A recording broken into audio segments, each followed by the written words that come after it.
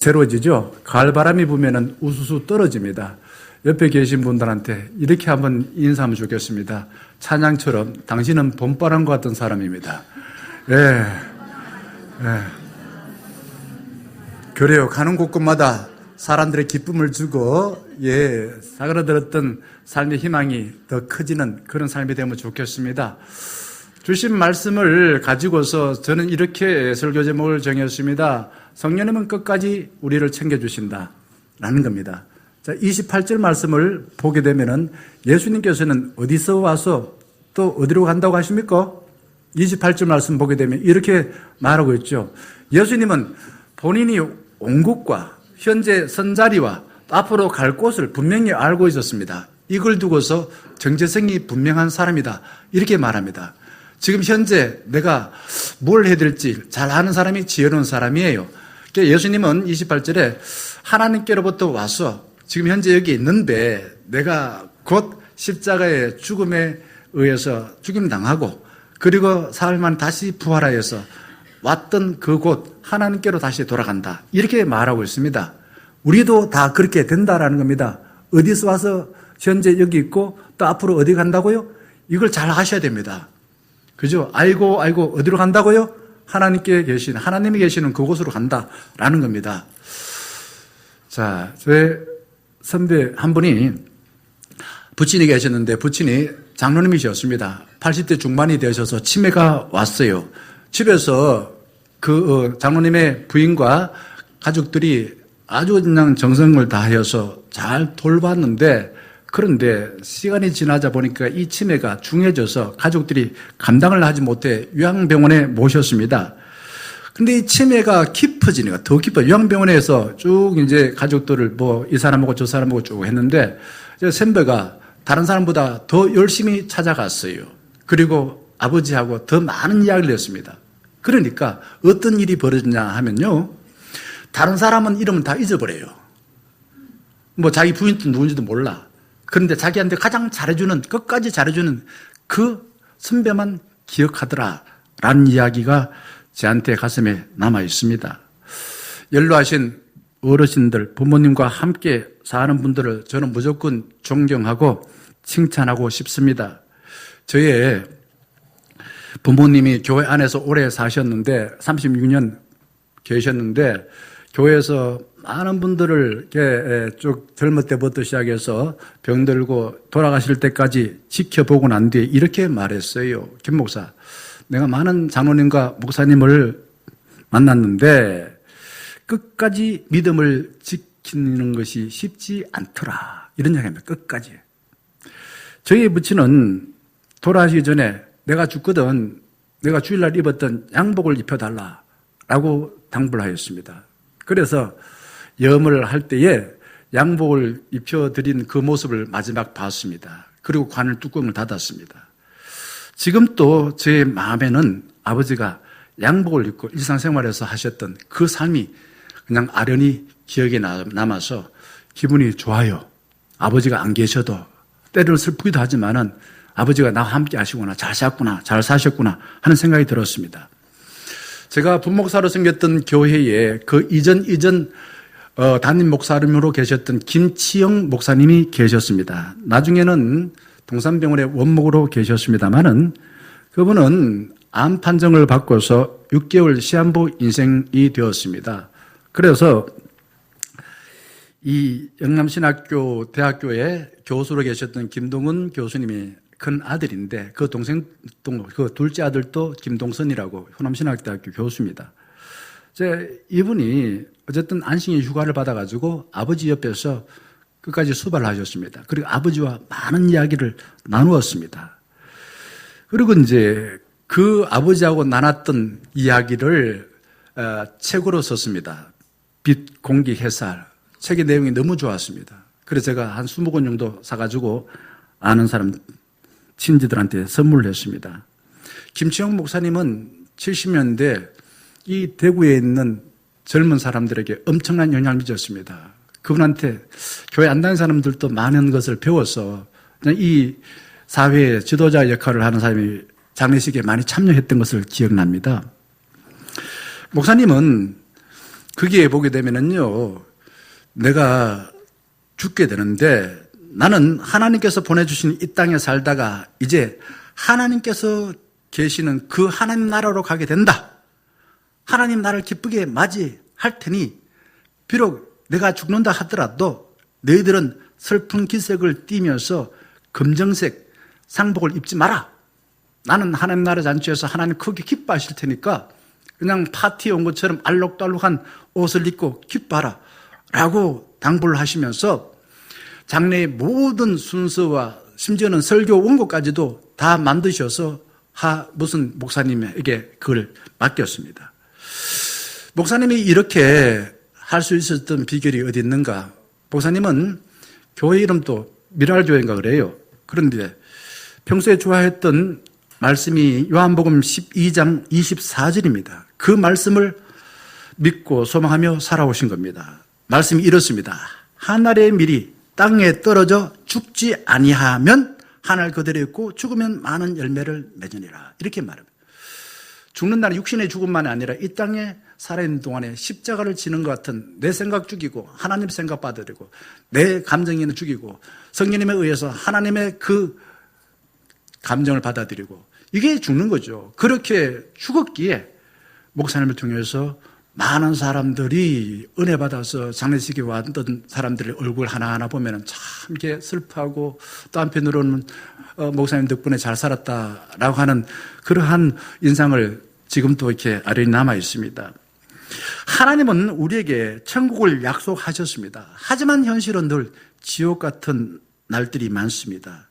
성경에 보게 되지면은 아담과 하와 첫 사람이 하나님이 명령하신 말씀을 어겼어요. 그리고 그의 아들, 첫 살인 사건이 뭡니까? 형이 동생을 죽이는 겁니다. 이런 일이 성경이 벌어졌어요. 우리가 유명한 문학 작품도 보게 되지면은 대부분 다 그래요. 햄릿, 일리아드, 오디세이, 그리스 신화 보게 되지면은 대부분 가까운 사람과 살인, 이런 문제입니다. 부모와 자식 간에, 형제 간에 살인 사건, 비극적인 이야기가 전부인 것입니다. 세상에는 늘 두 세력이 싸우고 있어요. 무슨 세력? 하나님의 주관하시는 하나님의 나라와 그리고 인간의 본능에 따라서 이 세상을 통치하려 하던 나쁜 지도자. 이게 이제 악마가 지배하는 거라 볼 수 있습니다. 이게 늘 싸워요. 오늘 아침에 우리가 큐티 말씀 나누게 하면서도 인간의 마음이 4가지 이야기였습니다. 그래요. 하나만 있는 게 아니죠. 4가지 마음이 있습니다. 누구나 다 좋은 밭과 같은, 좋은 땅과 같은 그런 마음을 갖고 싶지만은 잘 안 되지요. 그렇게 되는 비결이 어디 있을까? 이 비결이 있습니다. 어쨌든 거짓 지도자들은 명분은 늘 그래요. 내가 하나님의 뜻을 이룬다. 내가 이 나라를 정의롭게 평화롭게 만들 것이다. 라고 명분을 내걸지만은 결국은 자기의 권력을 가지고서 자기 호주머니 챙기는 사람들이 대부분이었습니다. 끝까지 성령의 인도와 가르침에 따라서 십자가와 부활의 그 지혜로 살게 될 때에 아까 말씀드렸던 그 김치원 목사님 그리고 예수님처럼 아름다운 삶을 살 수가 있는 것입니다. 오늘 봉도한 말씀 보게 되면 이런 표현들이 자주 나와요. 알쏭달쏭해요. 뭐가 이게 말씀이 이거다 저거다 분명히 하나만 이야기하지 않아요. 조금 있으면은 지금까지는 그날 이러면서 살아보면서 한 번도 경험해보지 못한 십자가에서 죽고 그리고 삶 안에 다시 부활할 것이다. 사람들은 살면서 이런 경험 한 번도 못 해봤어요. 그러니까 믿지 못하는 거죠. 죽게 되면 끝나는 것이지 다시 부활한다고?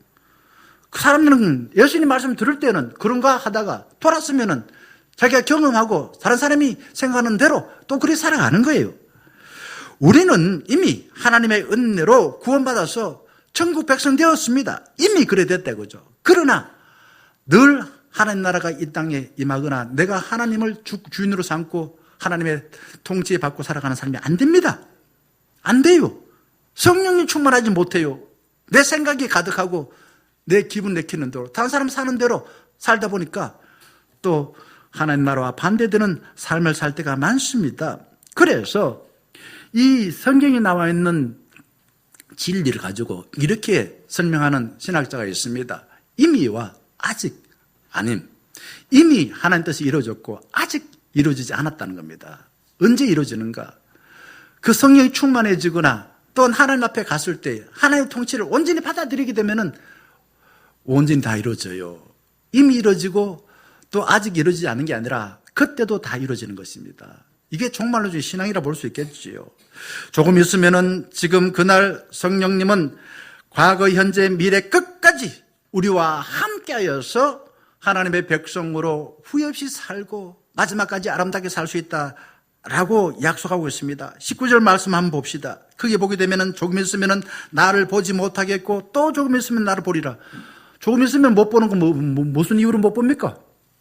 십자가 죽음이에요. 그러니까 사람 눈에 사라지고요. 살 동안은 그 돌무덤 안에 갇혀 있어요. 그런데 그 다음 보면 또 조금 있으면 나를 보리라. 언제 본다고요? 부활하면 다시 본다는 이 말입니다. 이게 우리가 살아가면서 경험하는 바입니다. 어떨 때는 믿어졌다고, 어떨 때는 안 믿어졌고, 어떨 때는 기쁘다고, 어떨 때는 슬프고 말입니다. 어떨 때는 우리가 생명 다하고 하나님 보좌 우편에 간다는 것을 확실히 받아들여져 가지고 죽음에 대해 두렵지 않아요. 그런데 어떨 때는 또 막 두려워요. 이게 이제 성령이 충만하게 될 때 우리가 하나님 약속하신 말씀, 여기 예수님처럼 지금 현재는 당장 내가 죽게 되어서 너희들은 슬퍼하지만은 부활하고 난 뒤에는 다시 기뻐하리라. 이 말씀이 우리 삶 속에는 계속 반복하고 있다는 겁니다. 20절 말씀 보세요. 너희는 곡하고 애통하겠으나 세상은 기뻐하리라. 너희는 근심하겠으나 도리어 기쁨이 되리라. 무슨 말입니까? 너희는 곡하고 애통한다. 예수님이 말씀하신 것을 받아들이지 못해요. 당장 죽어요. 왜 죽어? 그냥 자기들이 바랐던 대로 죽지 않아요. 예수님은 거기에 로마로부터 이 나라를 해방시켜 주고 나쁜 지도자 다 없애주고 그런 잘 경험했던 왕들 중에서 좋은 왕처럼 그렇게 강력한 힘을 가지고서 나쁜 사람은 모조리 다 없애버리는 그런 메시아를 기대했습니다. 그런데 예수님이 십자가 죽어요. 십자가는 이거는 죄인들이 죽는 곳입니다. 그러니 예수님의 죽음을 아주 비참한 죽음으로 생각한 거예요. 그 슬프지요. 슬픈 거 아닙니까? 그래서 곡하는 겁니다. 세상 사람이 기뻐해요. 왜요? 저희들이 미워하는 것이, 헤롯이 미워하는 것이, 빌라도가 미워하는 예수님이 죽었거든요. 아, 이겼다 이거죠. 그 다음 보세요. 너희는 근심하겠으나 도리어 기쁨이 되리라.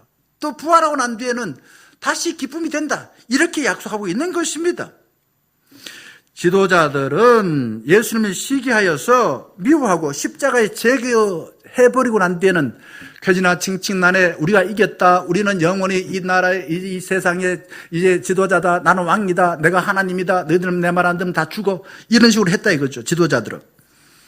예수님과 헤어질 때 제자들은 예수님이 하신 말씀을 가지고서 지금은 당장 슬퍼하지만은 다시 부활하고 난 뒤에는 기쁨이 되리라. 이 말은 생각 못했어요. 왜?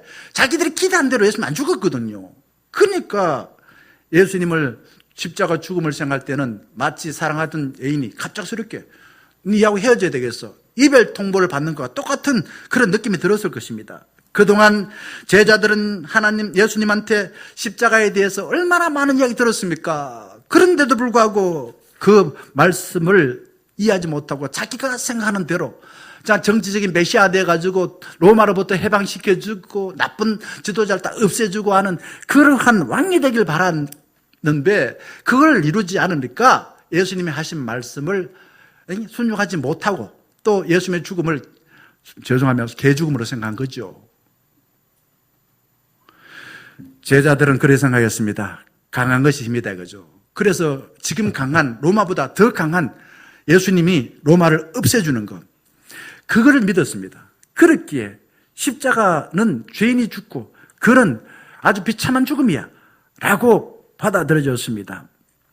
그런데 성령님께서는 끝까지 십자가 지신 것과 또 부활의 그 약속을 믿어라 이거죠. 그러면은 니도 그 죽음 앞에서나 이별 앞에서도 슬퍼하지 아니하고 다시 만날 소망 가지고 살 수 있을 것이다. 성령님은 그렇게 가르쳐주고 있다는 겁니다.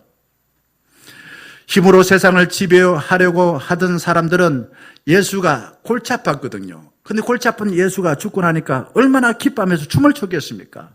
세상은 그래요.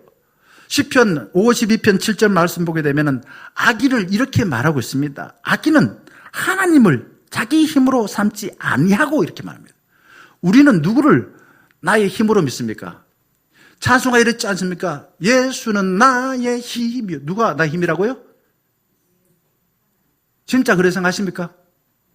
돈이 힘이고, 지금 현재 목소리 큰 사람이 힘이고, 숫자 많은 게 힘이고, 그렇게 생각하잖아요? 그 다음만 보게 되면 시편 52편 7절, 오직 자기 재물의 풍부함을 의지하며 자기 악으로 스스로 든든하게 하던 자라. 악인들은 그렇대요.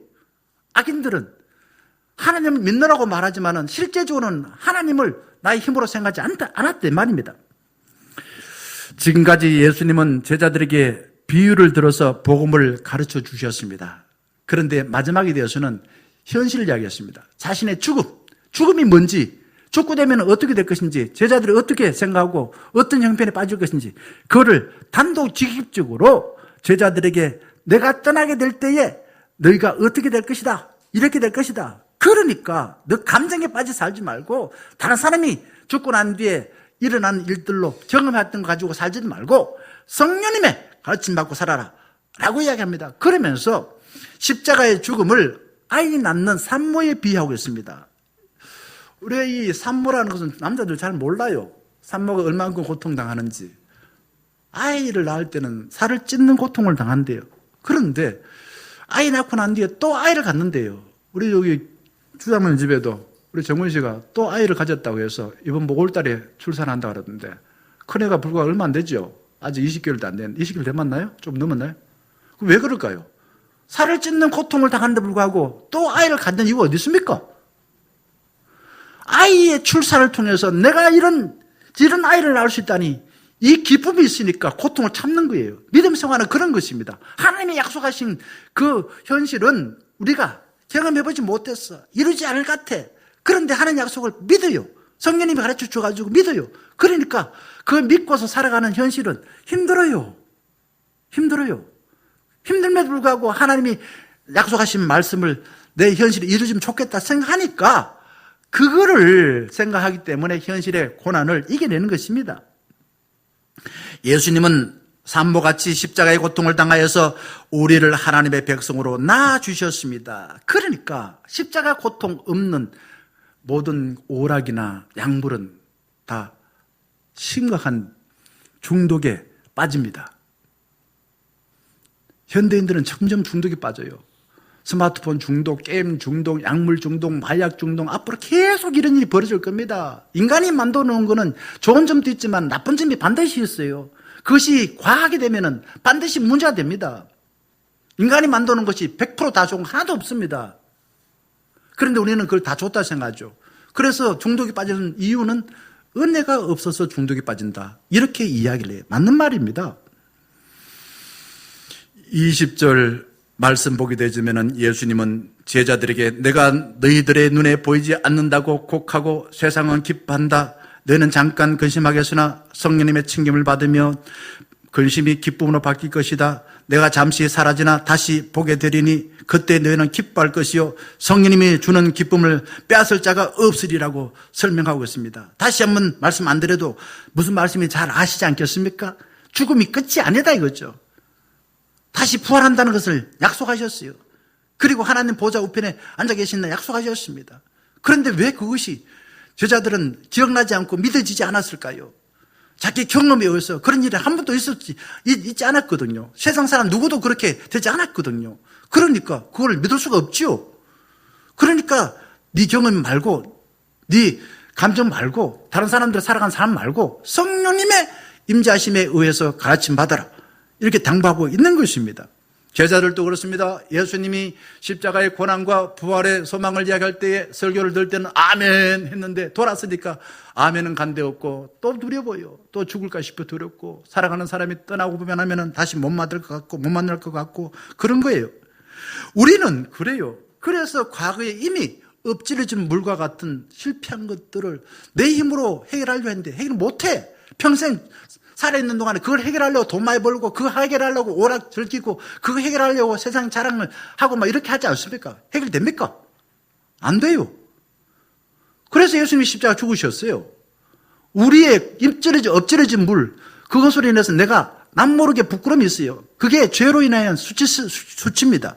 이거를 십자가를 통해서만 해결할 수 있는 것입니다. 그걸 받아들이고 살 때는 지나온 과거에 실패한 것을 인하여서 더 이상 나 자신 괴롭게 생각하지 않아요. 하나님 은혜로 내가 용서받아서 감사합니다. 감사로 생각해요. 부끄럽지 않아요. 감사로 생각해요. 감사. 저는 우리 모든 청년 가족들이 지나온 삶을 생각할 때 부끄럽지만은 이거를 십자가 아래 내려놓고 하나님의 은혜로 용서받아서 부끄러움이 아니라 감사가 생각나면 좋겠어요. 감사. 지난 과거가 다 감사가 돼야 돼요. 그게 마침표 찍습니다. 그래야 현재 삶을 살 수 있어요. 안 그러면은 과거에 실패한 것들, 과거에 잘못 살았던 거 자꾸 끌고 와요. 그것 때문에 못 살겠다. 그것 때문에 두려워요. 저주받을까 싶어서. 앞으로도 그렇게 될 것 같아요. 왜? 과거에 실패한 것을 하나님의 은혜로 감사로 매듭을 짓지 않아서 그렇습니다. 믿음의 사람들은 주님께서 약속하신 미래의 소망, 그것을 현재 이루어질 줄 믿고서 지금 여기서부터 하나님의 약속하신 미래를 앞당겨 사는 것이 믿음의 사람들인 것이에요. 24절 말씀 보게 되면 그렇잖아요. 미래를 현재 앞당겨 살려면 성령에 의존하여 기도하라라고 합니다. 그렇잖아요. 여기 보세요. 지금까지는 너희가 내 이름으로 아무것도 구하지 않아야 했다. 그러나 구해라 이거죠. 지금부터 구해라. 그러니 받으리라. 그래서 너희 기쁨이 충만해지리라. 이런 말하고 있습니다. 저는 자녀를 키우면서도 그런 생각이 들어요. 애가 언젠가 떠난다 이거지. 내 품에 있을 때에 이 아이들에게 어떻게 양육하느냐. 그게 부모가 할 일이구나 하는 생각이 듭니다. 손자가 저한테 있으니까 좋더라고요. 떠난다는 게 슬퍼요. 그런데 있을 동안에 제가 어떻게 해줘야 될까? 어떻게 얘를 좀 잘 해줘야 될까? 이런 생각을 합니다. 결국은 제가 할 수 있는 일은 스스로 할 수 있을 때까지 도와주는 밖에 없습니다. 궁극적으로는 스스로 하라 이거 스스로. 제가 목회함으로 인해서 우리 모든 성도들이 말씀을 읽고 스스로 말씀을 통해서 자기 자신의 삶을 찾고 또 내가 자문했을 때 어떻게 해결하고 또 은혜 받았을 때 어떻게 해결하고 또한 기도를 어떻게 하고 이거를 가르쳐요. 스스로 하도록 하는 겁니다. 저를 의존하지 않고 스스로 그렇게 목사처럼 그렇게 살아가도록 하는 게 제가 갖고 있는 궁극적인 목표인 것입니다. 지금까지 예수님이 제자들에게 직접 도와주고 가르쳐 주었는데 떠나고 난 뒤에는 이제 예수님 못 도와줘요. 누가 도와줄까요? 성령님이 도와줘요. 성령님이. 그래서 성령을 의지하라 라고 당부하고 있는 것입니다. 그걸 하기 위해서 기도할 때도 이제 예수의 이름으로 하나님께 직접 기도하라 이거죠. 기도하고서 그래서 하나님 은혜 받아서 기쁨이 충만한 삶을 살아내라 라고 말하고 있습니다. 다시 한번 이야기하면은 우리가 응답받는 기도가 되기 위해서는 하나님의 약속하신 대로 예수 그리스도를 나의 구주로 받아들입니다. 그리고 성령님의 의지하여서 예수 그리스도 이름으로 하나님께 기도합니다. 그러면은 기도가 응답된다 안 된다? 응답된다는 겁니다. 그런데 우리가 기도해도 응답받지 못하는 것은 이유가 뭐라고요? 야고보서에 보게 되면은 욕망을 위해서 기도할 때 이번 사순절 우리가 3월 마지막부터는 필사하면서 묵상하고 기도하고 그 책을 하나 짧은 책을 만들까 고민하고 지금 준비하고 있습니다.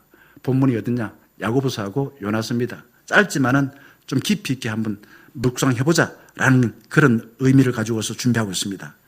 제자들은 예수님이 누구인지 무엇을 하셨는지 예수님의 설교를 들을 때는 아는 듯 했습니다. 30절 말씀 보세요. 이로써 하나님께로부터 나오심을 우리가 믿사오며 자, 예수님이 하나님께로 나왔다 그죠. 그리고 곧 떠날 것이다.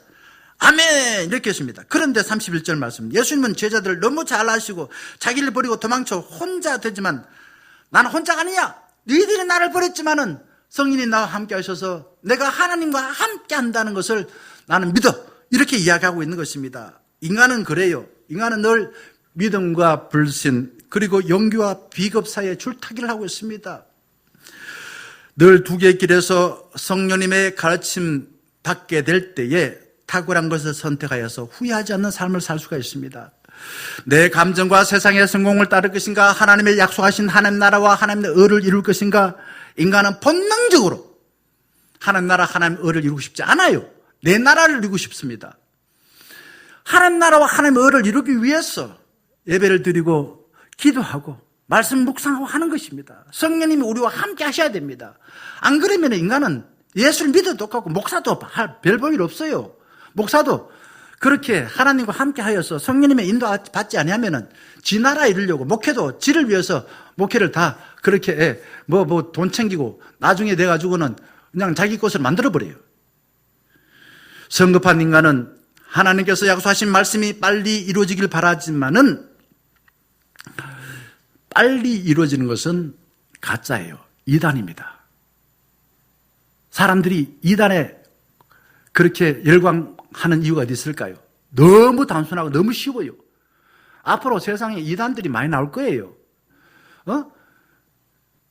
종교만 그런 게 아니고 기독교만 그런 게 아니라 정치도 그렇고요. 왜? 사람들이 너무 그냥 쉽거든요. 복잡하지 않거든. 단순하거든요. 안 그래도 복잡한데 단순하게 하니까 머리가 좋든 뭐 아주 높은 사람들도 공부 많이 한 사람들도 똑똑한 사람들도 이단에 쉽게 빠져요. 왜?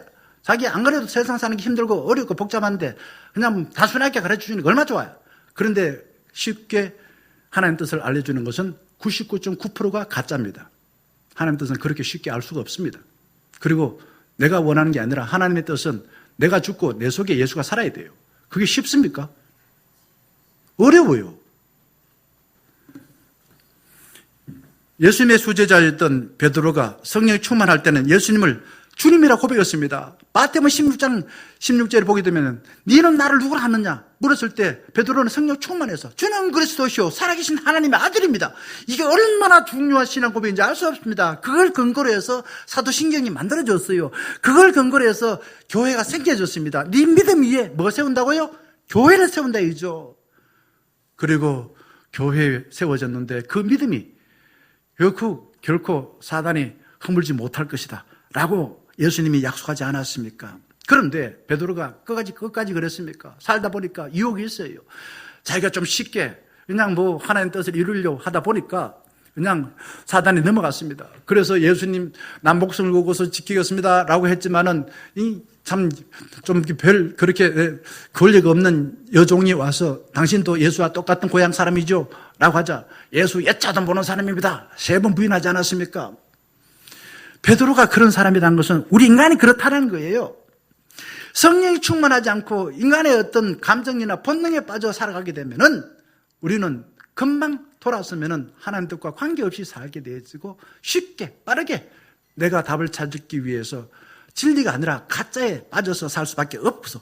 그리고 그렇게 살면은 후회한다라는 것입니다. 누구나 성령의 가르침과 인자심에 따라 살지 않으면은 베드로처럼 그렇게 될 수밖에 없습니다. 33절 말씀 보세요. 제자로부터 버림받은 예수님은 나는 혼자가 아닙니다. 성령님이 함께하여서 나는 하나님 아버지와 함께합니다. 이렇게 말했어요. 겟세마네 동산에서 예수님이 제자들한테 부탁했습니다. 내 마음이 괴로워 죽겠다. 베드로야, 야고보야, 그 다음에 뭡니까? 누굽니까? 베드로, 야고보, 요한, 안드레야. 내가 말이야 마음이 괴로워 죽겠으니 너희들 자지 말고 나를 위해 기도해 주라. 예수님은요 기도해 달라고 딱 한 번 부탁했어요. 그런데 제자들 말 들었습니까? 안 들었습니까? 안 들었어요. 왜 안 들었을까요? 자기가 원한 대로 예수님이 죽지 않고 비참하게 그냥 십자가 준다 생각하면 기분 나빠요. 화가 났어요. 예수 니는 내한테 말해라. 나는 안 듣겠나? 제자들도 예수님 말 안 들었어요. 왜? 성질 나가지고 자기 시키는 대로 안 했다고 해가지고 성질 나가지고 안 들었어요. 예수님은 성령님과 함께하여서 제자들은 다 잠자고 있었지만은 예수님은 땀방울이 핏방울 되도록 기도하셨습니다.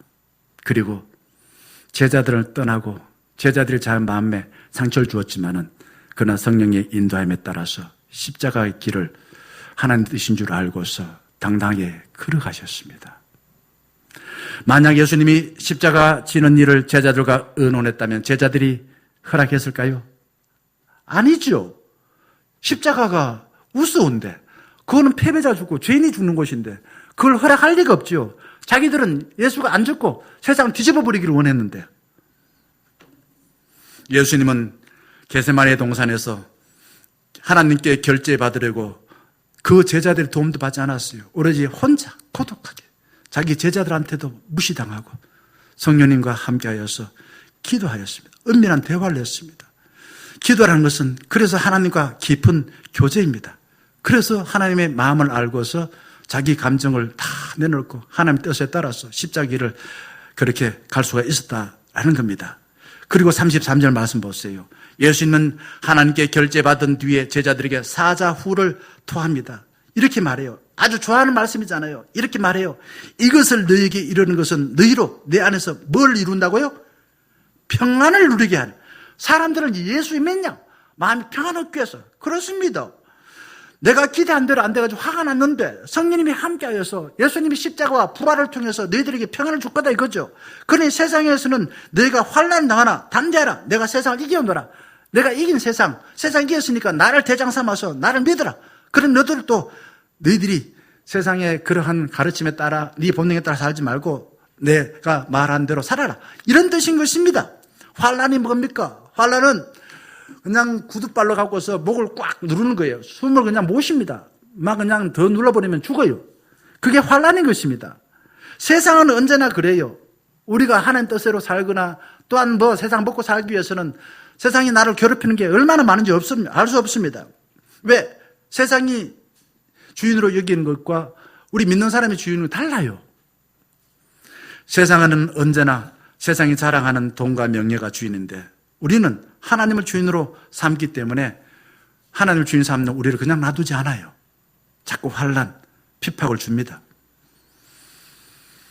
우리가 세상이 주인 되는 것을 정말 주인으로 알고서 한번 열심히 살아보세요. 열심히 살아보면은 나중에 돼가지고 잘 살았다라고 말하지 아니하고 후회할 때가 참 많을 거라 생각되집니다. 그러니 우리가 말씀을 통해서 예수님께서 말씀하시는 대로 우리가 후회하지 아니하고 지금부터 우리가 예수님 말씀하신 그 약속을 믿고 성령님의 가르침에 따라서 살아가면 어떨까 하는 것이 오늘 주신 말씀을 통해서 깨닫는 것입니다. 이 세상은요 끊임없이 나와 다르면 없애버리려고 그래요. 그러나 예수님은 달랍니다. 예수님은 예수님과 다른 세리와 죄인들과 함께 밥을 먹으면서 정말 그들을 이게 친구가 되어 주었습니다. 그게 무슨 뜻입니까? 너희들은 세상에서 죄인이라 하고 어울리지 말라고 했지만은 하나님은 그렇게 생각하지 않아. 너희들도 나를 믿게 되면은 하나님 나라에서 하나님 백성으로서 함께 기뻐하는 사람이 될 수 있어. 라는 것을 식탁 교제를 통해서 보여주신 것입니다. 제자들이 환난을 당하나 담대하라 라는 예수님의 설교를 듣는 순간에는 모두가 다 그렇습니다. 그렇지. 하나님 약속하신 것을 가지고 환난 당하지만은 그 약속을 붙들고 성령 가르침에 살면은 우리는 세상 이길 수 있지라고 고개를 끄덕였을 것입니다. 그러나 돌아서고 난 뒤에 예수님이 떠나고 나니까 혼자요. 두려워요. 그러니까 또 이 성공과 또한 세상 욕망의 경기장에서 패배자처럼 그를 웅크려들어서 살 수밖에 없었습니다. 우리에게는 늘 하나님의 약속인 성과 현실에 놀린 악이 공존하는 세상에 살고 있습니다. 성령님은 우리에게 말합니다. 예수 그리스도를 믿고 하나님 뜻에 따라 살아가면은 비바람이 친다, 힘든다. 하지만은 성령님이 우리에게 다가와서 우리에게 필요한 진리의 말씀을 가르쳐 주니 그 말씀을 잘 받아들여 두려워하지 말고 평안을 누리고 살아라. 그리고 지금부터 이후에 네 혼자가 아니다. 성령님이 함께하여서 주님이 너와 동행하여 살아갈 테니 당당하게 어깨를 쫙 펴고 살아라 라고 당부하십니다. 예수를 신실하게 믿었던 청년이 취업을 앞두고 이렇게 기도했습니다. 주님, 하나님의 자녀로서 하나님을 영화롭게 할 수 있는 직장으로 취직할 수 있도록 인도해 주세요. 우리 영재 청년 그러고 싶죠, 그죠? 우리 오늘 등록할 텐데 4학년 올라갑니다. 근데 수많은 경쟁자 그 회사에 들어왔습니다. 근데 이 면접 서류에다가 자기 소개를 할 때에 나는 기독교를 믿는다라고 종교란에다가 체크를 했습니다. 면접관이 그걸 보고서 그에게 물었습니다. 보시오 청년, 교회를 다니는 모양인데 만약 우리 회사가 바빠서 일요일에도 출근하라고 하면 어떻게 하겠습니까? 물었습니다. 그때 그 청년 뭐라고 대답했을까요? 예? 나 교회 안 나가겠습니다. 이렇게 이야기했겠습니까? 청년은요, 이 면접관에게 당당하게 이렇게 말합니다. 평일에는 제게 맡겨진 일을 성실하게 감당하겠습니다. 만약에 그런 일이, 그래도 일이 또 해야 될 일이 있다면은 주일 오전에 예배를 드린 이후에 주일 오후에 나와서 일하겠습니다. 라고 대답했습니다. 대답은 잘 했다고 생각했는데 대답하고 나니까 나 떨어졌다. 라고 생각이 되어졌습니다. 하지만 면접관은 그 청년 정말 지가 누구인지 예수 믿는 사람이라는 정체성을 분명하게 말했기에 이 청년이라면 자기 주어진 일을 절대로 핑계대거나 결 피우지 않겠다라는 믿음이 온 거예요. 그래서 그 청년을 그 회사에 뽑은 것입니다. 여러분, 내 영혼을 병들게 하는 불의한 일에는 담대하게 아니요! 라고 거부하시고 하나님의 백성으로 존귀하게 사시기 바랍니다. 하나님의 뜻이라면 손해보더라도 예! 라고 신실하게 대답할 때에 이 비겁한 세상, 환난이 주고 여러 가지 힘든 유혹하는 세상 이길 수가 있는 것입니다. 지난주 우리 교단 우리 기도 공부에 나온 이야기입니다. 고 이수근 장로님은 하나님을 향한 사랑으로 죽는 순간까지 모든 것을 내려놓고 섬김과 헌신으로 따뜻한 감동을 주었습니다. 이미 장로님이 1994년입니다. 가족들에게 여행을 다녀온다고 말한 뒤에 가족 몰래 생명부지인 타인에게 신장을 기증하여서 나눔을 실천하였습니다. 그리고 지난해는 돌아가시기 바로 1년 전이죠. 내가 죽고 난 뒤에는 내 시신 해부를 해서 정말 의사들이 좋은 그런 어떤 의사가 되게 해라 라고 해서 시신을 기증했습니다. 자, 장례 끝나고 난 뒤에 장로님의 딸 이지연 씨가 이렇게 말을 했대요. 아버지는 돌아가실 때까지 새벽 기도를 단 하루도 그러지 않을 만큼 신실한 신앙을 생활을 했고요. 한평생 어려운 이웃을 보면 먼저 손을 내밀었고요.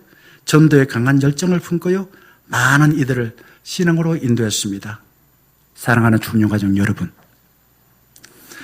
우리가 가는 길이 흔들립니다. 내 뜻대로 되지 않을 때 괴롭습니다. 또 다른 사람들이 네가 왜 내 시키는데 안 왔냐? 라고 취업할 때가 많습니다. 하지만은 생명과 진리의 영이신 성령님의 가르침에 받아서 우리를 사랑하여 축복하는 하나님을 대장으로 모시고 통치를 받아서 이 땅 위에서도 하나님 나라의 기쁨을 맛보시길 바랍니다. 그리고 우리 갈 길은 하나님 나라 보좌 우편이라는 소망을 가지시고 우리의 삶을 살아가서 끝까지 승리하는 삶이 되기를 주의 이름으로 간절히 축원합니다. 함께 사도신경으로 신앙을 고백하겠습니다.